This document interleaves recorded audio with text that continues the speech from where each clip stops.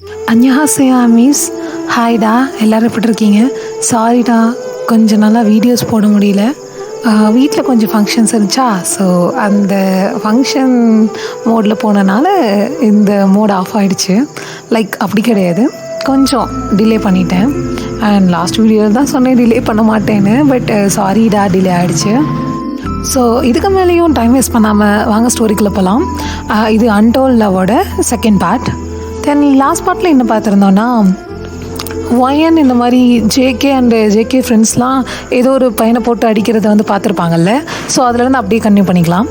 தென் wine இதை பார்த்துட்டு, இந்த ஸ்கூலில் இருக்கவங்கலாம் இப்படி மோசமாக இருக்க பையனை பார்த்தா ரொம்ப நல்ல பையன்றாங்க, நம்ம தான் இதுக்கு ஸ்டாண்ட் எடுத்து வைக்கணும் அப்படின்னு சொல்லிட்டு ஒயன் கடன்னு ஸ்டாஃப் ரூம் போகிறா. ஸ்டாஃப் ரூம் போயிட்டு, எக்ஸ்கியூஸ் மீ மேம், வா ஒயன், நான் பார்த்தேன் உன்னோட கிரேட்ஸ்லாம் நல்லா இருக்குமா 11th ஸ்டாண்டர்டில். I think you are the first இல்லை அப்படின்னோடனே, எஸ் மேம் அண்ட் தேங்க்யூ அப்படின்னு சொல்லிட்டு, தென் என்னம்மா எதுவும் டவுட்ஸ் ஏதாவது கேட்கணுமா அப்படிங்கும்போது, இல்லை மேம், நான் கம்ப்ளைண்ட் பண்ண வந்திருக்கேன் அப்படின்னோடனே, கம்ப்ளைண்டா? ஆமாம் மேம். யார் மேலே? என்னாச்சு? உனக்கு ஏதாவது டிஸ்டர்ப் பண்ணிட்டாங்களா அதுக்கு? இல்லை மேம், ஒரு பர்சனை போட்டு எல்லோரும் அடிச்சிட்டு இருந்தாங்க, அதுவும் ஒரு பர்சனை போட்டு ஒரு கேங்கே அடிச்சிட்டு இருந்தாங்க அப்படின்னோடனே, ஓ யாரும்மா சொல்லு, கண்டிப்பாக நாங்கள் எங்களோட ஸ்டாண்ட் எடுத்து வைப்போம் அப்படின்னோடனே, ஜேகே மேம் அப்படின்னோடனே எல்லா ஸ்டாஃப்ஸும் அப்படியே ஷாக்காக ஒயனை பார்க்குறாங்க. அவங்கவுங்க ஒர்க் பார்த்துட்டு இருந்திருப்பாங்க. அவங்க எல்லாருமே உடனே ஸ்டாஃப் எல்லாம் ஜேகே பார்த்தோம், ஐ மீன் ஒயனை பார்க்குறாங்க. ஒயனை பார்த்தோன்னே அப்படியே ஒயனை சுற்றி பார்த்துட்டு, ஜேகே மேம் அப்படின்றா. அப்போ வந்து, நீ அந்த 12th படிக்கிற பையன் ஜேகே, அவனை பற்றியே பேசிகிட்ருக்க? எஸ் மேம், 12th கிரேட் படிச்சுட்ருக்கு, அவங்கள பற்றி தான் பேசிகிட்ருக்கேன் அப்படின்னோடனே, இல்லைம்மா, நீ தெரிஞ்சிருந்து தான் பேசிகிட்ருக்கியா? என்ன பேசுகிறோன்னு என்ன இதெல்லாம் தெரியுமா அப்படின்னோடனே, தெரியும் மேம், நான் அந்த பாய்ஸ் எல்லோரும் சேர்ந்து அந்த ஒரு பையனை போட்டு அடிச்சிட்டு இருந்தாங்க, அதை நான் பார்த்தேன், அதனால தான் கம்ப்ளைண்ட் பண்ண வந்தேன் அப்படின்னோடனே, வயன் கம்ப்ளைண்ட் பண்ணியே ஆகணுமாம்மா அப்படின்னு சொல்லி கேட்குறாங்க ஸ்டாஃப். எஸ் மேம், நான் கம்ப்ளைண்ட் ரைஸ் பண்ணணுன்னு நினைக்கிறேன் அப்படின்னு சொன்னோன்னே, அவங்களால ஒன்றும் சொல்ல முடியல, எல்லோரும் சுற்றி பார்க்குறாங்க. தென் ஓகேம்மா அப்படின்னு சொல்லிட்டு கம்ப்ளைண்ட் ரைஸ் பண்ணிடுறாங்க. அண்டு இந்த சமயம் ஜேகே அவங்க ஃப்ரெண்ட்ஸ் கூட, இனிமேல் அவன் அந்த பொண்ணுக்கிட்ட வரவே மாட்டான்டா அப்படின்னு சொல்லிட்டு ஜேகேயோட ஃப்ரெண்ட்ஸு, ஐ மீன் சுகா பேசிகிட்டு இருக்காரு. அப்போ வந்து ஜேகே, ஆமாம் நம்ம அடித்த அடி அந்த மாதிரி அப்படின்னு சொல்லிட்டு சிரிச்சிட்ருக்காங்க, கையை அப்படியே முறுக்கிட்டேன். அப்போ வந்து ஒரு பொண்ணு, ஐ மீன் ஒரு 6th கிரேட் படிக்கிறதா, 6th ஸ்டாண்டர்ட் படிக்கிற பொண்ணு வராங்க. வந்துட்டு, ஜேகே அண்ணா, உங்களை வந்து உள்ள பிரின்ஸிபல் மேம் கூப்பிட்டாங்க அப்படின்றாங்க. அப்போ ஜேகே, பிரின்ஸிபல் மேமா இப்போயா? ஆமாம், அவங்கள தான் கூப்பிட்டாங்க. ஓகே, இதோ நான் வரேன்னு சொல்லுங்கள் அப்படின்னோடனே, ஓகே அண்ணா அப்படின்னு சொல்லிட்டு அந்த பாப்பா உள்ளே ஓடிட்டாங்க. தென் ஜேகே கேங் எல்லோரும் போகிறாங்க. போயிட்டு, எக்ஸ்கியூஸ் மீ மேம் அப்படின்னோடனே, வாப்பா ஜேகே வா அப்படின்னோடனே உள்ளே எல்லாருமே என்ட்ரி ஆகுறாங்க. அப்போ வந்து, மேம் கூப்பிட்ருந்தீங்க, என்னாச்சு அப்படின்னோடனே, இல்லைப்பா அது அப்படின்னு சொல்லும்போது, ஒயனந்திரத்தை நின்றுட்டுருக்கா. இவங்க தான் மேம், இவங்க தான் அடித்தாங்க அப்படின்னு சொல்லும்போது, ஜேகே, ஏதோ பையனை போட்டு நீங்கள் அடிச்சிங்கன்னு சொன்னாங்க அப்படின்னோடனே, ஓ யார் கம்ப்ளைண்ட் கொடுத்தது மேம் அப்படின்னோடனே, பக்கத்தில் ஒயன் அங்கே நின்றுட்டுருக்கா. பார்த்துட்டு, ஓஹோ மேம், நாங்கள் அடித்தோன்றாங்களே, அதுக்கு என்ன ப்ரூஃப் இருக்குது அப்படின்னோடனே, மேம் நான் பார்த்தேன். ஓ நீங்கள் பார்த்தீங்க, எந்த பையனை நாங்கள் அடித்தோம் அப்படின்னோடனே, மேம் இந்த மாதிரி இந்த கிளாஸில் இருக்க அந்த கிம் அப்படின்ற பையனை தான் அடித்தாங்க. ஓ அப்படியா, சரி கூட்டிகிட்டு வர சொல்லுங்கள் மேம், அந்த பையன் ஒத்துக்கிட்டானா நீங்கள் எங்களுக்கு என்ன வேணாலும் நீங்கள் தண்டனை கொடுக்கலாம், அது நாங்கள் ஏற்றுக்குறோம் அப்படின்னு சொன்னோன்னே, சரி ஓகே அப்படின்னு சொல்லிட்டு அந்த பையனை கூப்பிட்டு வர சொல்கிறாங்க. அந்த பையன் வரான். ஆல்ரெடி கை காலெலாம் கட்டு போட்டிருக்கு, சரியான அடி அடிச்சிருப்பானுங்க போல பசங்க. இப்போ வந்து வரும்போதே இது இந்த பின்னாடி ஜேகே பின்னாடி இருக்க எல்லோரும், ஐ மீன் நம்ம OT6ம் சிரிக்கிறானுங்க. சிரிப்பேர் அவனால அடக்க முடியல, அந்தளவுக்கு அடிச்சு வச்சுருக்கானுங்க. மூஞ்செல்லாம் அப்படி ஆள் மாறி இருக்க மாதிரி இருக்குது. பார்த்துட்டு, இவர் தான் அடித்தாங்க பாருங்கள், கேட்டு பாருங்கள் மேம் அப்படின்னு சொல்லிட்டு வாங்கி சொன்னேன். என்னை யாரும் அடிக்கலை மேம், என்னை யாரும் அடிக்கலை. நான் தடுக்கி விழுந்துட்டேன், நான் வந்து நல்லா தடுக்கி விழுந்துட்டேன்னா ஆக்சிடெண்ட் ஆகிடுச்சு அவ்வளோதான் அப்படின்னோடனே, ஆக்சிடெண்ட்டா அப்படின்னு சொல்லி பிரின்சிபல் மேம் கேட்குறாங்க. ஆமாம் எனக்கு ஆக்சிடெண்ட் ஆகிடுச்சு, போகிற வழியில் ஆக்சிடெண்ட் ஆகி விழுந்துட்டேன் அப்படின்னு சொல்லி. இல்லை இந்த இந்த இந்த அண்ணா போய் சொல்கிறாங்க, நான் இவங்களை அடித்தது நானே பார்த்தேன் அப்படின்னு சொல்லிட்டு ஒயன் சொல்கிறா. அப்போ வந்து அச்சச்சோ பாப்பா நீ பார்த்தன்ற, பட் அவன் பாரு கீழே விழுந்துட்டேன்ல சொல்கிறான் அப்படின்னு சொல்லிட்டு ஜேகே சொல்கிறான். அப்போ பிரின்சிபல் மேமும் லைட்டாக சிரிக்கிறாங்க. இல்லை சங்குக், இல்லை நான் பார்த்தேன் சங்குக் அடித்தார் அப்படின்னோடனே, வச்சோ இல்லை பாப்பா நீ யாரையோ பார்த்துட்டு என்ன நினச்சிட்டு இருக்க, சரி நியூ ஜாயின் தானே நீ, ஒழுங்காக கிளாஸ் போய் படி பார்ப்போம் அப்படின்றாங்க. அண்டு பிரின்சிபல் மேமுக்கும் தெரியும் ஜேகே பண்ண வேலையாக தான் இருக்கும்னு. பட் வந்து சப்போர்ட் தான் ஜேகேக்கு, பிகாஸ் ஜேகே எதுவுமே வந்து காரணம்லாம் பண்ண மாட்டான். அண்ட் அவங்க கேங் எப்போயுமே ஒரு குட் திங் ஸ்கூலில் எந்த தப்பான விஷயமும் நடக்காமல் பார்த்துப்பாங்க. ஸோ அதனால தான் அந்த மாதிரி ஏதாவது பண்ணியிருப்பாங்கன்றது அவங்களுக்கு தெரியும். அதனால தான் ஸ்டாஃப்ஸ் எல்லாம் கம்ப்ளைண்ட் ஜேகே மேலே வந்ததே கிடையாது. ஏன்னா தப்பு பண்ணுறவங்க தானே, ஸோ அவங்களால தைரியமாக வந்து கம்ப்ளைண்ட் பண்ண முடியாது. ஒயன் வந்து இதை அறகுறையாக பார்த்துட்டு வந்து அவளுக்கு இருக்க வெஞ்சன்ஸ்க்கு வச்சு போட்டு விட்டா. பட் இதை தெரிஞ்சோடனே அவளுக்கு ஒரு மாதிரி ஆகிடுச்சு. அந்த இடத்த விட்டு போகிறா. அந்த பையன் அப்படியே வெளியே வந்துட்டு, ஐயோ நான் அவங்ககிட்ட கேட்டேன், நான் எனக்கு ஹெல்ப் பண்ணேன்னு, தேவையில்லாமல் இந்த மாதிரி வேலையெல்லாம் மூக்க நுழைக்கிற வேலை வச்சுக்கிட்டேன்னு வச்சுக்கோவேன், உன்னை நான் என்ன பண்ணுவேன்னு தெரியாது அப்படின்ட்டு அவன் மிரட்டிட்டு போகிறான். நான் உன் நல்லதுக்கு தானடா பண்ணேன் அப்படின்ற மாதிரி ஒயன் அப்படியே பார்த்துட்டு போகிறா. பட் ஜேகே கேங்கும் வெளியே வராங்க. வெளியே வந்துட்டு, ஏய் பாப்பா நில்லு அப்படின்றாங்க. அப்போ வந்து ஒயன் திரும்பினோன்னே ஜேகே அப்படியே பார்த்துட்டு, எந்த கிளாஸ் நீ அப்படின்னோடனே, நான் 11th அப்படின்னோடனே, ஓஹோ புது நியூ ஜாயினும் ஸ்கூலுக்கு, ஆமாம் அப்படின்னோடனே, ஆஹா அதனால தான் நம்மளை பற்றி தெரில, சரி விடுங்கடா போனால் போதும் சின்ன பாப்பா அப்படின்னு சொல்லிட்டு போகிறானுங்க. ஒயனுக்கு எரியுது, பாப்பாவா அப்படின்னு சொல்லிட்டு கத்துறா. அப்படின்ட்டு நான் போகிறேன் அப்படின்னு சொல்லிட்டு அந்த விட்டு போகிறான். அப்புறம் ஜேகே அப்படியே பார்த்து ஒயனை பார்த்து தூரத்துலேருந்து சிரிச்சிட்டு, டேய் என்னடா அந்த பொண்ணு மேலே கம்ப்ளைண்ட் பண்ணியிருக்கு, நீ என்னென்னா சிரிச்சிட்டு வர எனக்கு, டேய் சின்ன குழந்தைடா, இந்த மாதிரி குழந்தைங்களாம் கொஞ்சம் துருத்துருன்னு இருக்க தான் செய்வாங்க.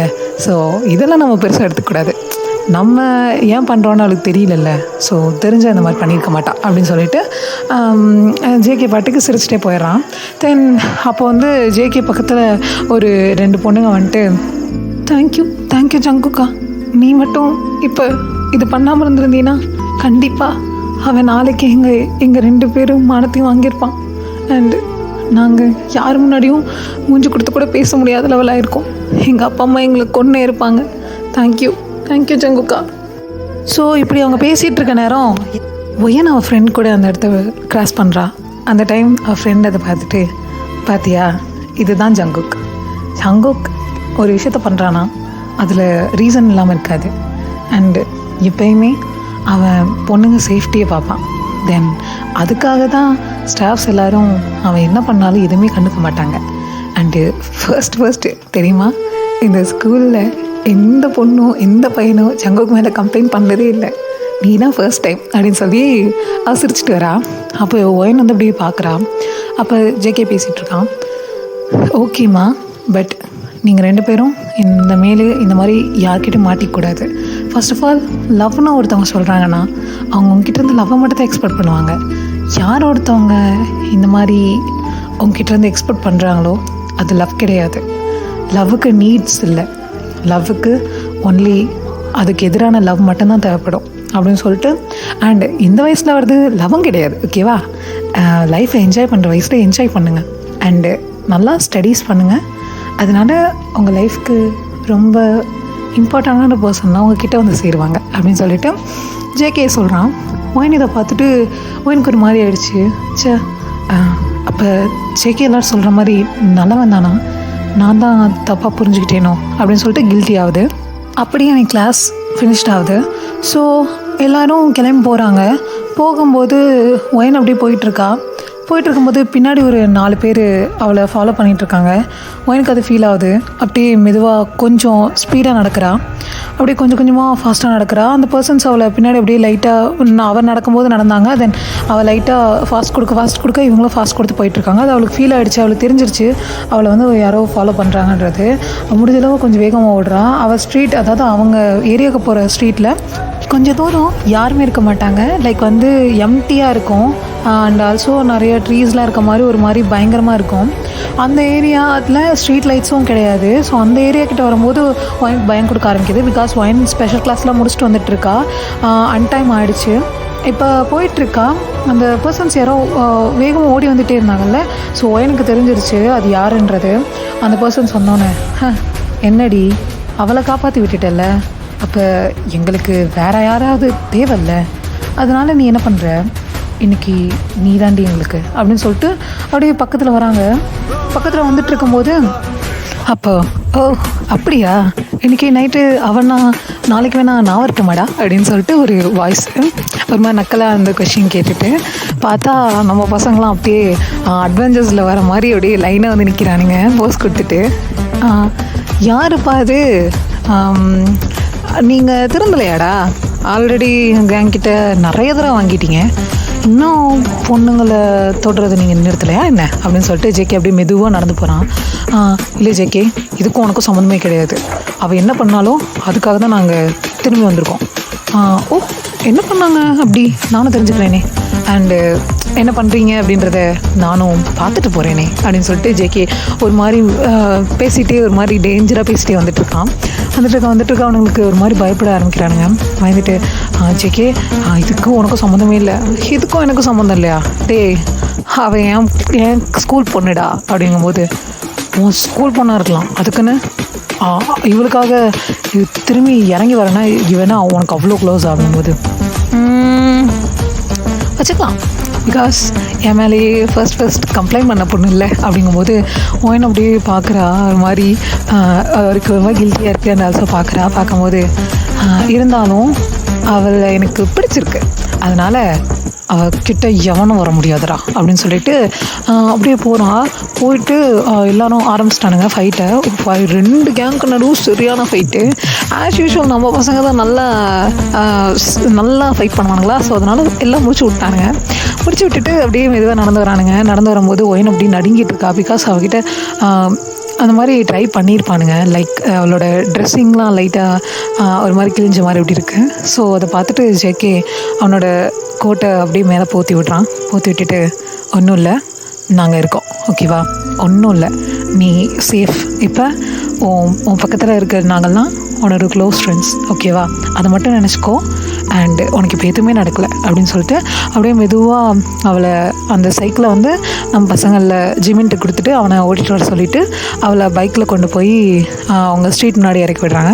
அண்டு அவளோட சைக்கிளை அவட்ட கொடுத்துட்டு அவங்கெல்லாம் சரி ஓகே நீ வீட்டுக்கு போ அப்படின்னு சொல்கிறாங்க. அப்போ போகிற வரைக்கும் அப்படியே நின்று பார்த்துட்டே இருக்காங்க. ஒயின் வந்து இல்லை நீங்கள் கிளம்புங்க, நான் போய்க்கிறேன்றா. இல்லை நீ போ, நாங்கள் பார்த்துட்டே போய்க்கிறோம் அப்படின்னு சொன்னோன்னா எல்லோரும் கிளம்பி போகிறாங்க. ஒயன் வீட்டுக்கு போயிட்டு அங்கே லைட்ஸ் ஆஃப் ஆனோட தான் எல்லோரும் போகிறாங்க. ஸோ ரூமுக்கு போனோன்னு ஒயனுக்கு ஒரு மாதிரி ரொம்ப கில்ட்டியாக இருக்குது.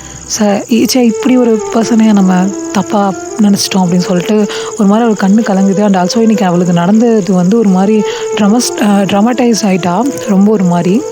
அவங்க அம்மா ஒயனோட ரூமில் வராங்க, ரூம்குள்ளே.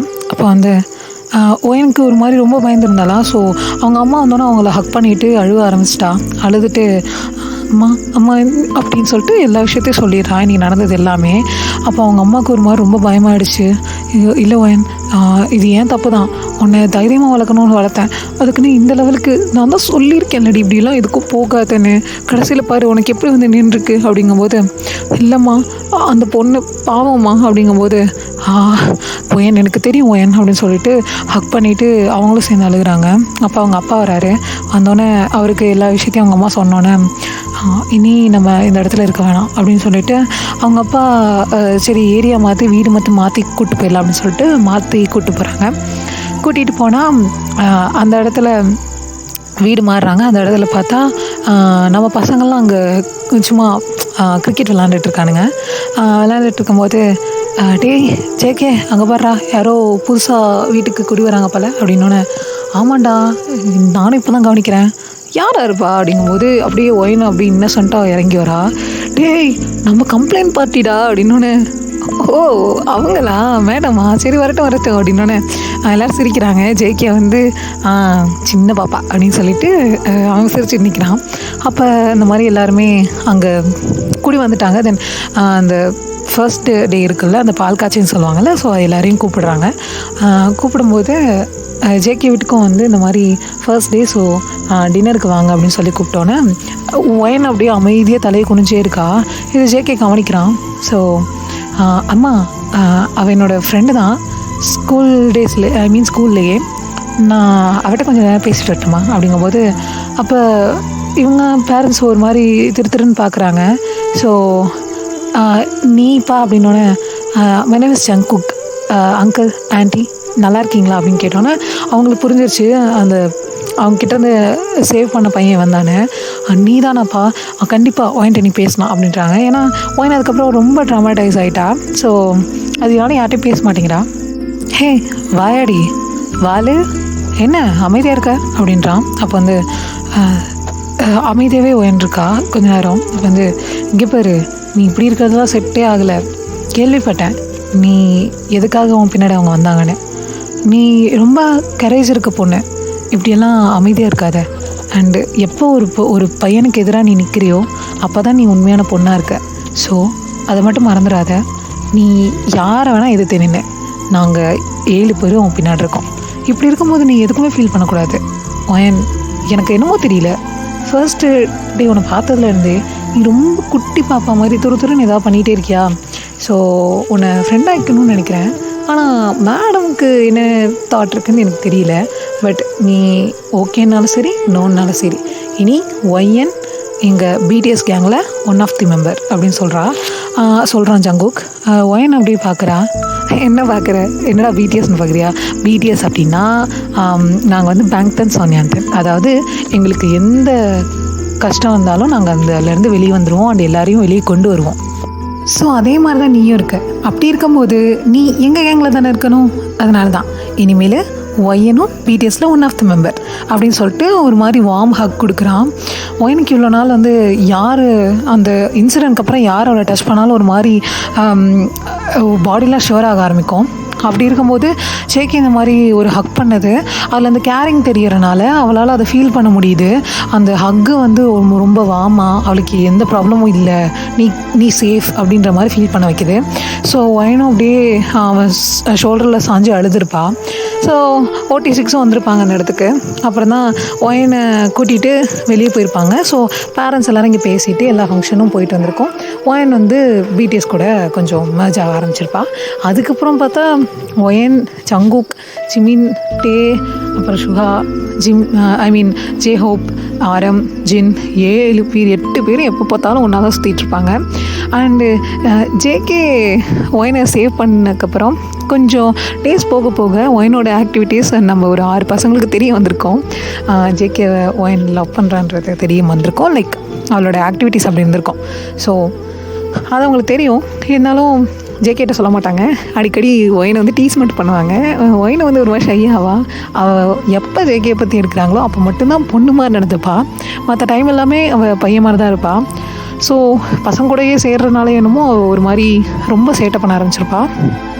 அண்டு ஸ்டடீஸில் நல்லா தான் இருப்பாள். பட் வந்து மற்ற விஷயத்தில் அந்த சைலண்ட்டாக இருக்கணும், டென் வந்து பொண்ணுன்னா அமைதியாக இருக்கணும், இந்த மாதிரி எதுவுமே இருக்காது. அவள் வந்து அப்படியே சேட்டை பண்ணிகிட்டே இருப்பாள். இப்படி தான் போயிட்டு வந்திருக்கோம். இப்படி தான் அங்கே ஃப்ரெண்ட்ஷிப்பும் போயிருக்கோம். ஸோ இந்த ஃப்ளாஷ்பேக் முடிஞ்சு ஒயின் அப்படியே கரண்ட்டுக்கு வந்தால் இப்படி ஸ்டார்ட் ஆன ஃப்ரெண்ட்ஷிப்பில் நம்மளுது. அண்டு ஜேகே இந்த மாதிரி ஒரு சுச்சுவேஷனில் தான் எனக்கு அவனை பிடிக்க ஆரம்பிச்சிச்சு. அது உங்களுக்கே தெரியும்.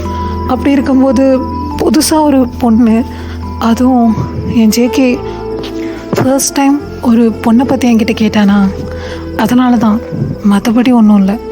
ஆனால் நீ சொல்கிறது உண்மைதான் இல்லை, கூடி சீக்கிரம் என் லவ்வை அவன்கிட்ட நான் கன்ஃபஸ் பண்ணணும். அப்படி இல்லைனா எங்கே ஜேகே என்னை விட்டு போயிடுவானோன்னு ஒரு பயம் வந்துருச்சு அப்படின்னு சொல்லிட்டு ஒயின் ரொம்ப பயப்படுறா. அந்த டைம் ஜேகே வந்துட்டான்.